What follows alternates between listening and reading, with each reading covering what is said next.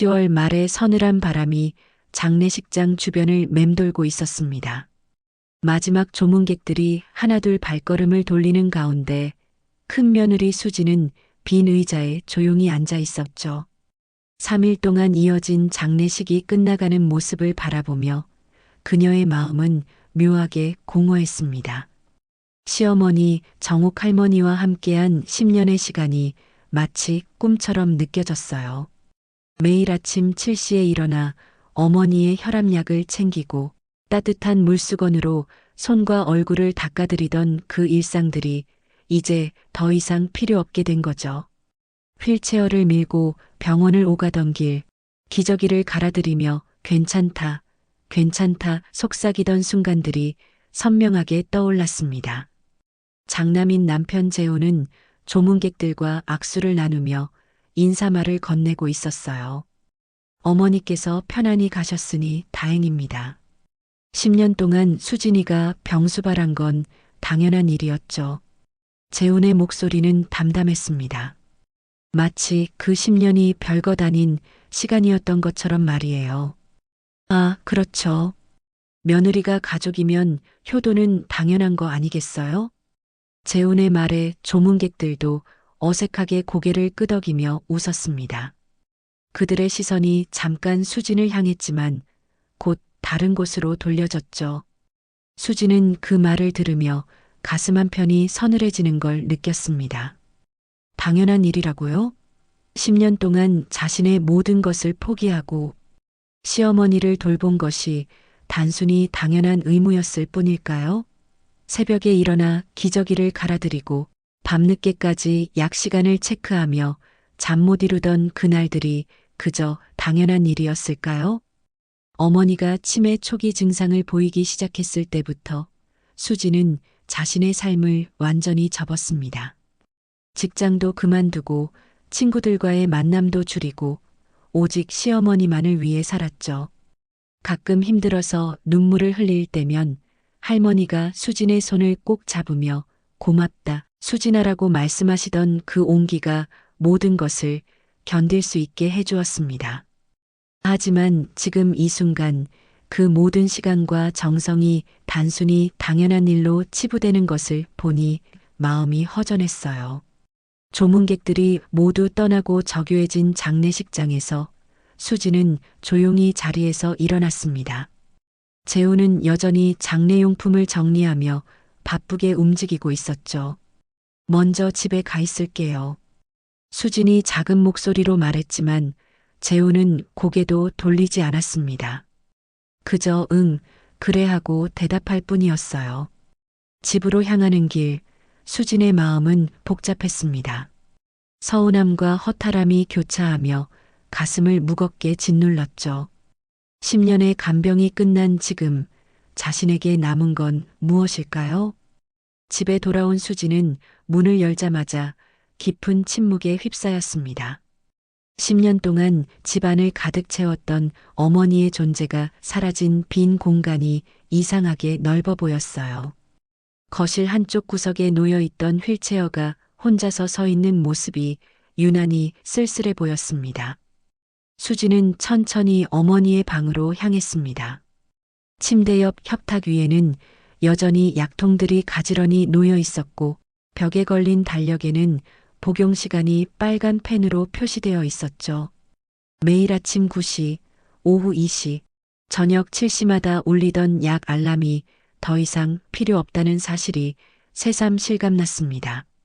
서랍을 열어보니 기저귀며 물티슈, 각종 의료용품들이 정리되어 있었어요. 수지는 하나하나 꺼내며 정리하기 시작했습니다. 이 물건들 하나하나가 모두 어머니와 함께한 시간의 흔적이었죠. 특히 어머니가 자주 사용하던 보라색 물컵을 보니 눈시울이 뜨거워졌습니다. 물 좀 줘, 수진아. 어머니가 작은 목소리로 부르시던 그 순간들이 생생하게 떠올랐어요. 수지는 물컵을 꼭 안으며 한참을 그 자리에 서 있었습니다. 10년 동안 매일 아침 닦아드리던 어머니의 손, 따뜻한 물로 씻겨드리던 그 시간들이 사라진 지금, 이 집은 너무나 고요했습니다. 정리를 마치고 거실로 나온 수지는 소파에 털썩 앉았습니다.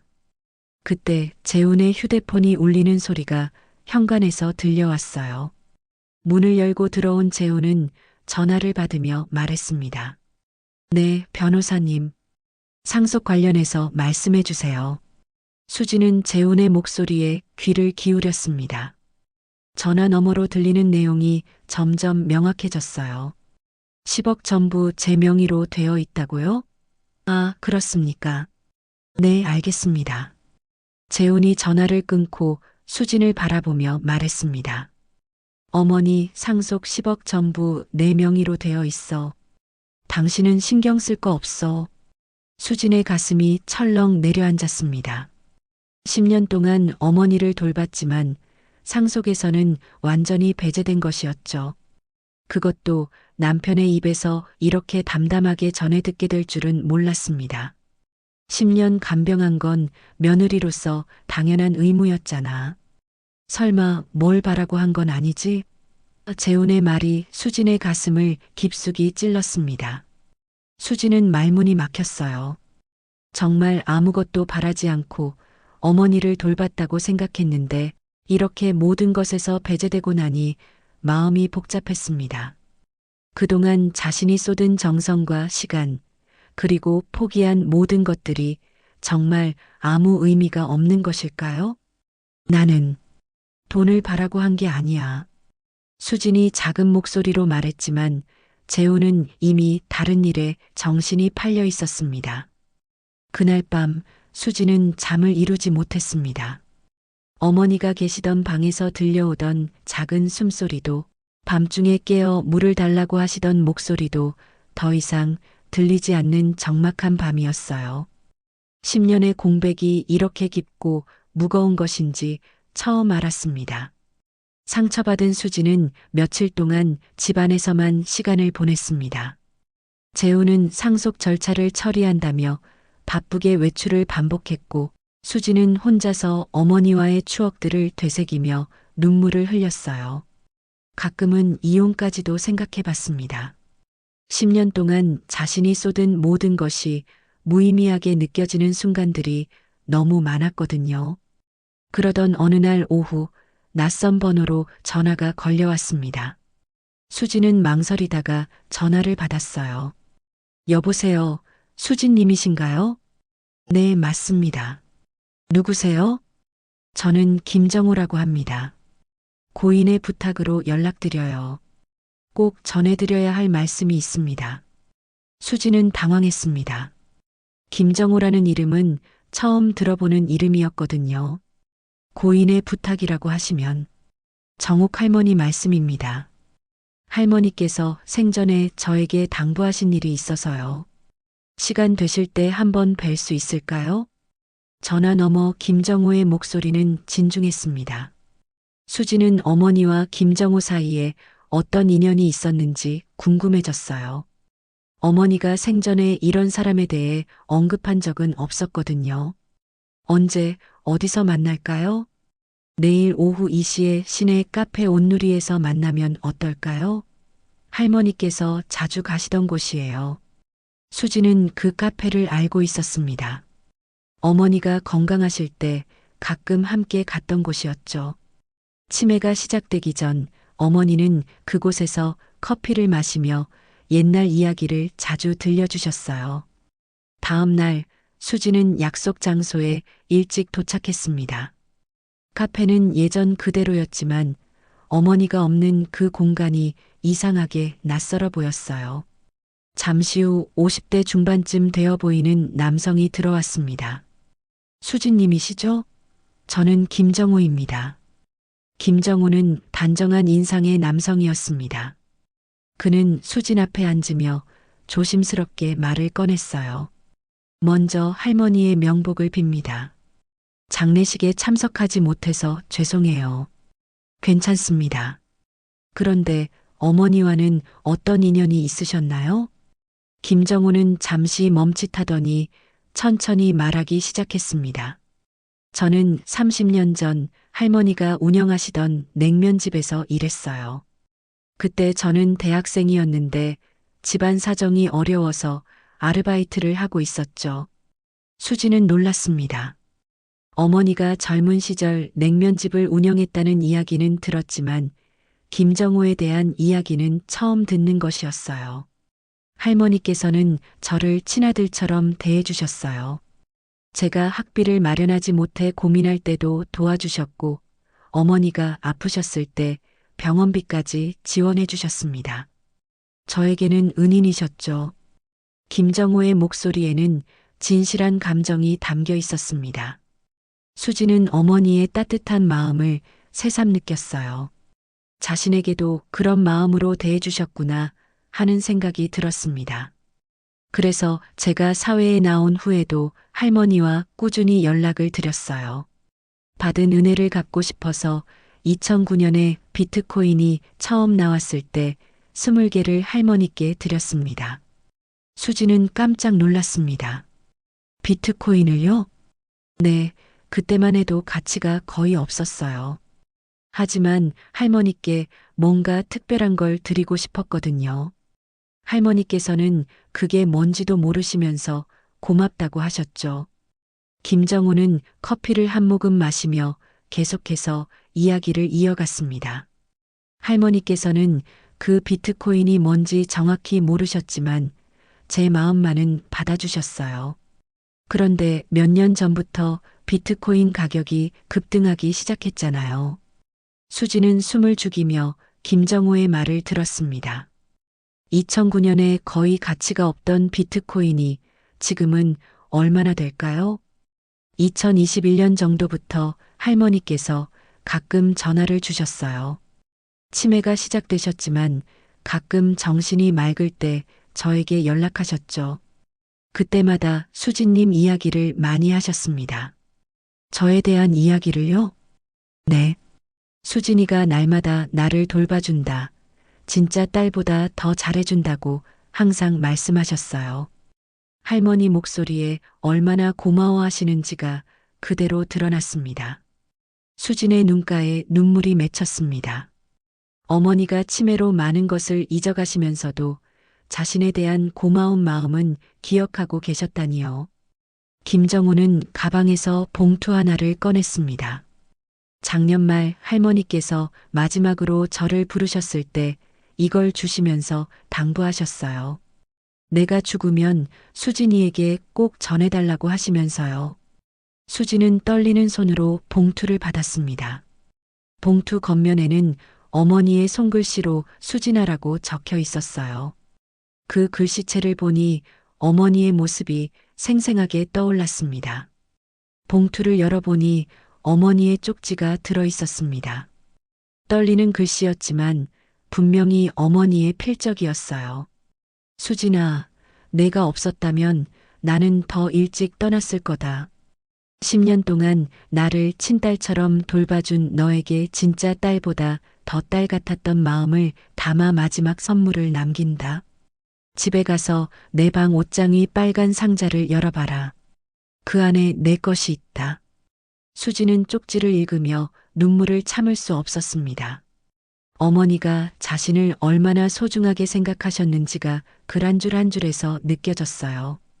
김정우가 조심스럽게 말했습니다. 어머니께서 그 비트코인을 수진님께 남기고 싶어 하신다는 걸 알 수 있었어요. 지금 비트코인 가격으로 계산하면 대략 22억 정도 될 거예요. 수지는 깜짝 놀라 김정우를 바라봤습니다. 22억이요? 네, 2009년에 제가 드린 20개의 비트코인이 지금은 그 정도 가치가 됐습니다. 할머니께서는 그걸 수진님께 남기고 싶어 하셨어요. 수진의 머릿속이 복잡해졌습니다. 어머니가 자신에게 이런 큰 선물을 남겨주셨다니요.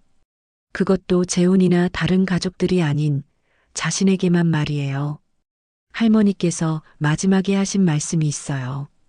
김정우가 천천히 말했습니다. 재훈이는 아직도 가족의 진짜 의미를 모른다. 하지만 수진이는 안다. 그래서 이걸 수진이에게 주고 싶다고 하셨어요. 카페 안은 조용했지만 수진의 마음은 파도처럼 요동치고 있었습니다. 어머니의 사랑이 이렇게 구체적인 형태로 자신에게 전해질 줄은 꿈에도 몰랐어요. 동시에 재훈이 알게 되면 어떤 반응을 보일지도 걱정되었습니다. 집에 가서 그 상자를 확인해 보세요. 어머니께서 수진님을 위해 정성스럽게 준비해 두신 것들이 있을 거예요. 김정우는 자리에서 일어나며 말했습니다. 저는 할머니께 받은 은혜를 이렇게라도 갚을 수 있어서 다행입니다. 수진님이 할머니께 해드린 일들을 할머니께서 다 알고 계셨어요. 집으로 돌아온 수진은 현관문을 열면서도 마음이 두근거렸습니다. 어머니의 쪽지를 다시 한번 읽어보니 글씨 하나하나에 담긴 어머니의 마음이 더욱 선명하게 느껴졌어요. 재호는 아직 돌아오지 않았고 집안은 조용했습니다. 수지는 어머니 방으로 직접 향했습니다. 옷장은 키가 큰 재훈도 닿기 어려운 높이였는데 어머니가 어떻게 그 위에 상자를 올려두셨을까 궁금했어요. 의자를 가져와 조심스럽게 올라가니 옷장 맨 위에 빨간 상자가 보였습니다. 상자는 생각보다 무거웠습니다. 수지는 조심스럽게 내려와 어머니 침대에 상자를 올려놓았어요. 상자를 열기 전에 잠시 멈춰서서 심호흡을 했습니다. 어머니가 자신을 위해 무엇을 준비해 두셨을지 기대와 걱정이 교차했거든요. 상자 뚜껑을 열자 가장 먼저 보인 것은 어머니의 일기장이었습니다. 표지가 낡은 갈색 일기장이었는데 수지는 그것을 조심스럽게 꺼내 첫 페이지를 폈어요. 2015년 3월 15일. 수진이가 직장을 그만두고 나를 돌보겠다고 했다. 며느리가 이렇게까지 해야 하나 싶어 마음이 무겁다. 하지만 수진이 눈빛을 보니 진심이 느껴진다. 수진의 눈시울이 뜨거워졌습니다. 어머니가 자신의 희생을 부담스러워 하셨다는 걸 처음 알았어요. 페이지를 넘기며 계속 읽어나갔습니다. 2016년 8월 3일. 오늘 수진이가 내 손을 마사지해줬다. 아픈 곳이 많은 이 늙은 손을 그렇게 정성스럽게 만져주다니. 진짜 딸도 이렇게 안 해줄 텐데. 2018년 12월 25일. 크리스마스인데 수진이가 케이크를 사왔다. 나 때문에 친구들과도 못 만나는 수진이를 보면 미안하다. 어떻게 보답해야 할까? 일기 곳곳에는 수진에 대한 고마움과 미안함이 가득했습니다. 어머니가 수진의 희생을 얼마나 소중하게 생각하셨는지가 고스란히 드러났어요. 특히 치매가 시작된 후의 일기들이 더욱 마음에 와 닿았습니다. 2020년 6월 10일. 요즘 자꾸 깜빡깜빡한다. 하지만 수진이가 나를 돌봐주는 건 절대 잊지 않겠다.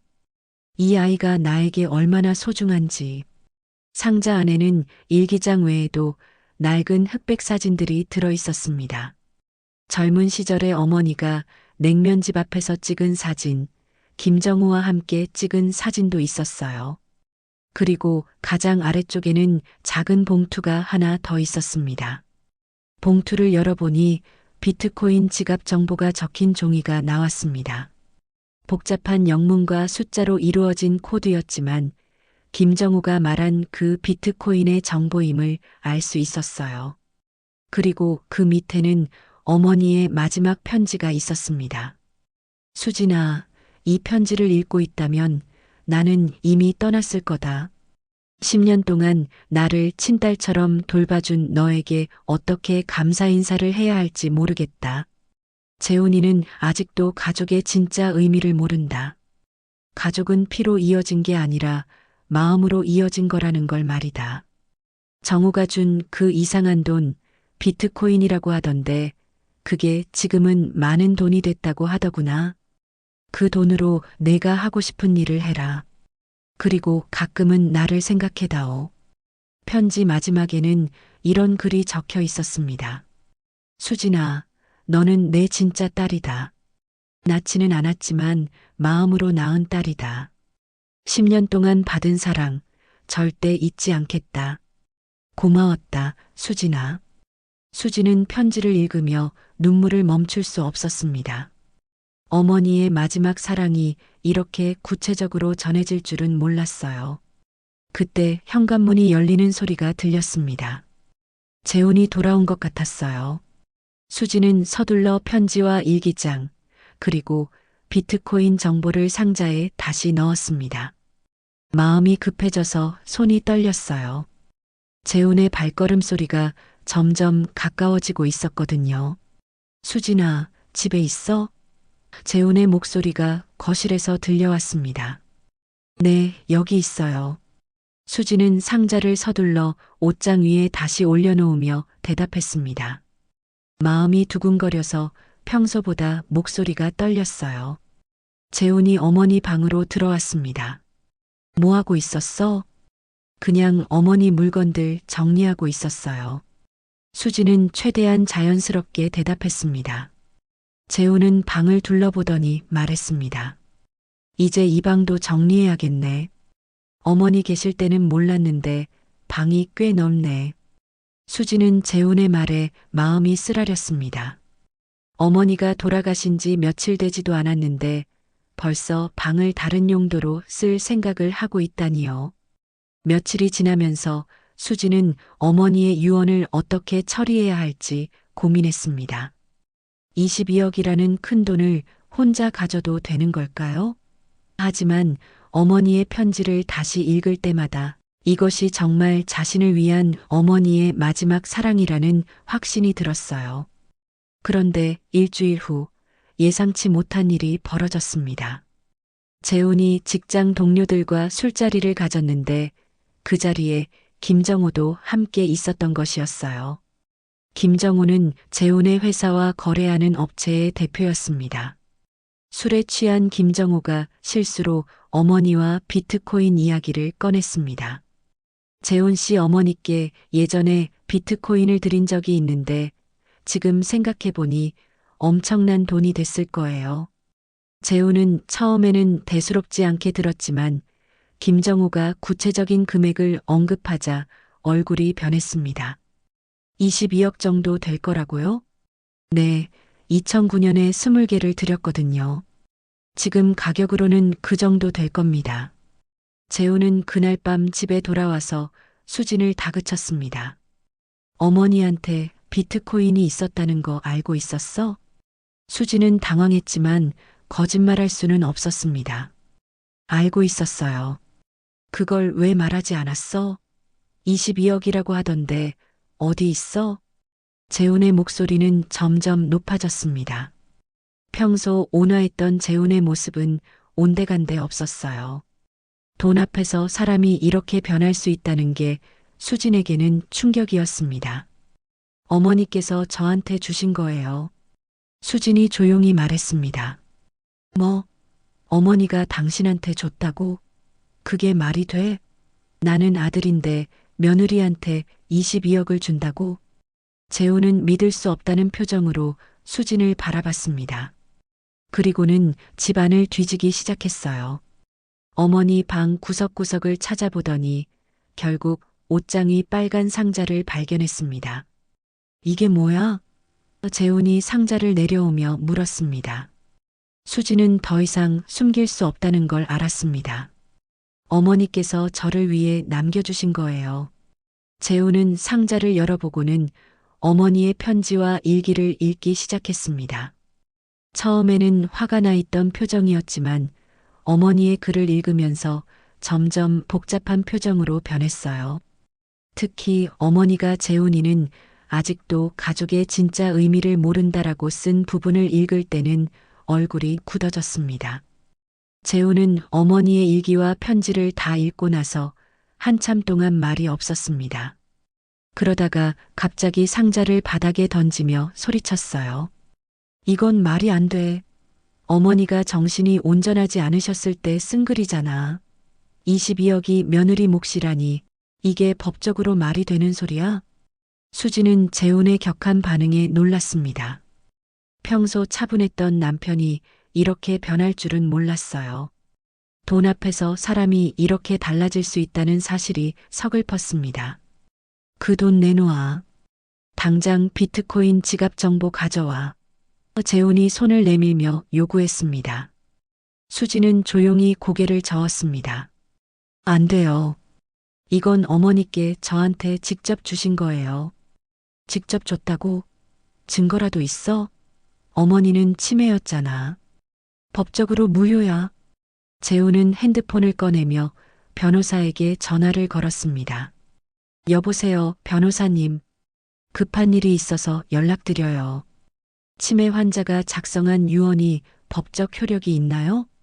수지는 재훈의 모습을 보며 마음이 무거워졌습니다. 10년 동안 자신이 어머니를 돌보는 동안 재훈은 무엇을 했을까요? 주말에 가끔 얼굴 보러 오는 것 외에는 거의 신경 쓰지 않았잖아요. 전화를 마친 재훈이 다시 수진을 바라보며 말했습니다. 변호사님이 그러는데 유언의 효력을 다툴 수 있대. 특히 치매 환자의 경우에는 더욱 그렇다고 해. 재훈 씨, 수진이 차분하게 말했습니다. 그럼 당신은 10년 동안 무엇을 했나요? 어머니가 아프실 때, 밤에 기저귀 갈아드릴 때, 병원에 모시고 갈 때, 당신은 어디 있었어요? 수진의 목소리에는 억눌린 감정이 담겨 있었습니다. 재훈은 잠시 말문이 막혔습니다. 나는 일해서 돈을 벌었잖아. 그래야 병원비며 약값이며 될 수 있는 거 아니야? 일주일에 한 번 얼굴 보러 오는 게 전부였잖아요. 어머니가 당신 이름을 부르실 때마다 바쁘다고 핑계대면서 수지는 그동안 참았던 마음을 털어놓기 시작했습니다. 저는 10년 동안 제 인생을 포기했어요. 친구들도 못 만나고 여행도 못 가고 오직 어머니만 생각하며 살았어요. 당신은 그런 제 모습을 보면서도 당연한 일이라고 했잖아요. 재훈의 얼굴이 점점 붉어졌습니다. 그렇다고 해서 22억을 혼자 가져가겠다는 거야? 나도 아들이야. 아들이면 뭐해요? 어머니 곁에 있어드린 건 저예요. 수진의 목소리가 떨렸습니다. 어머니가 마지막에 제 손을 잡고 고맙다고 하셨을 때 당신은 회사 야유회 갔잖아요. 재훈은 할 말을 찾지 못했습니다. 수진의 말이 모두 사실이었거든요. 그래도 법적으로는 내가 상속자야. 22억을 반반 나누자. 재훈이 한 발 물러서며 제안했습니다. 수진은 고개를 저었습니다. 안 돼요. 이건 어머니의 마지막 뜻이에요. 돈이 문제가 아니라 마음의 문제예요. 마음의 문제라고? 22억이 마음의 문제야? 재훈이 비웃으며 말했습니다. 그 순간 수지는 재훈과 자신 사이에 깊은 간극을 느꼈습니다. 같은 상황을 보면서도 이렇게 다르게 생각할 수 있다니요. 어머니가 재훈이는 아직도 가족의 진짜 의미를 모른다고 하신 말씀이 이해됐습니다. 재훈은 마지막으로 협박하듯 말했습니다. 좋아. 그럼 법적으로 끝까지 가보자. 나는 포기 안 해. 재훈은 다음 날부터 변호사와 상담하며 법적 대응에 나섰습니다. 하지만 어머니의 일기장과 편지, 그리고 김정호의 증언 등 명확한 증거들 앞에서 변호사도 어려움을 토로했어요. 특히 어머니가 치매 초기임에도 비교적 명확한 의식 상태에서 작성한 글들이 많아서 법적 다툼에서 이기기 어렵다는 의견이었습니다. 몇 주간의 갈등 끝에 재훈은 결국 포기할 수밖에 없었습니다. 법적으로도 불리했지만 무엇보다 동네 사람들과 친척들이 이 상황을 알게 되면서 재훈을 바라보는 시선이 곱지 않았거든요. 10년 동안 며느리가 간병한 건 당연하고 유산은 아들이 가져가겠다니 하는 뒷말들이 재훈의 귀에까지 들려왔습니다. 수지는 22억이라는 큰 돈을 받게 되었지만 마음은 복잡했습니다.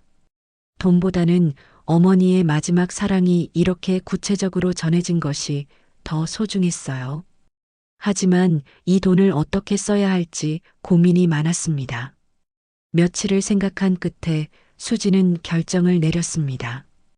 22억 중 절반인 11억을 어머니의 이름으로 기부하기로 한 것이었어요. 5억 5천만 원은 정옥 장학재단을 만들어 어려운 환경의 학생들을 위해 쓰고 나머지 5억 5천만 원은 지역 양로원에 기부했습니다. 어머니가 평생 해오신 일을 제가 이어가고 싶어요. 수지는 기부 행사에서 말했습니다. 어머니께서는 저에게 돈이 아니라 나눔의 정신을 가르쳐 주셨어요. 김정호도 이 소식을 듣고 감동했습니다. 할머니께서 수진님을 그렇게 아끼신 이유를 이제 알겠어요. 마음이 참 따뜻하시네요. 수지는 나머지 11억으로는 어머니가 젊은 시절 운영하셨던 냉면집 자리를 다시 임대해서 정욱 어머니 국수집으로 새롭게 열었습니다. 작지만 따뜻한 분위기의 국수집이었어요. 그리고 가게 앞에는 작은 비석을 세웠습니다. 비석에는 이렇게 새겨져 있었습니다. 진짜 가족은 피가 아니라 마음으로 만들어집니다. 정욱 할머니 1940-2024 나의 어머니, 나의 은인, 그리고 나의 딸. 재훈과 수진의 관계는 예전 같지 않았습니다. 하지만 수진은 후회하지 않았어요. 어머니의 마지막 사랑을 제대로 받아들이고 그 뜻을 이어가는 것이 더 중요했거든요. 국수집을 운영하면서 수진은 새로운 삶을 시작했습니다. 가끔 힘든 손님들을 보면 어머니 생각이 났어요. 특히 혼자 오시는 어르신들께는 더 따뜻하게 대해드렸습니다. 어느 날 저녁 국수집 문을 닫으며 수지는 하늘을 올려다봤습니다. 어머니, 제대로 하고 있는 거 맞죠? 하늘에서 어머니의 따뜻한 목소리가 들리는 것 같았어요. 잘하고 있다, 수진아. 너는 정말 내 딸이다. 10년의 간병이 끝나고 새로운 10년이 시작되었습니다. 이번에는 어머니의 사랑을 더 많은 사람들에게 나누어주는 시간이 될 것 같았어요. 수진의 얼굴에는 오랜만에 진짜 미소가 떠올랐습니다.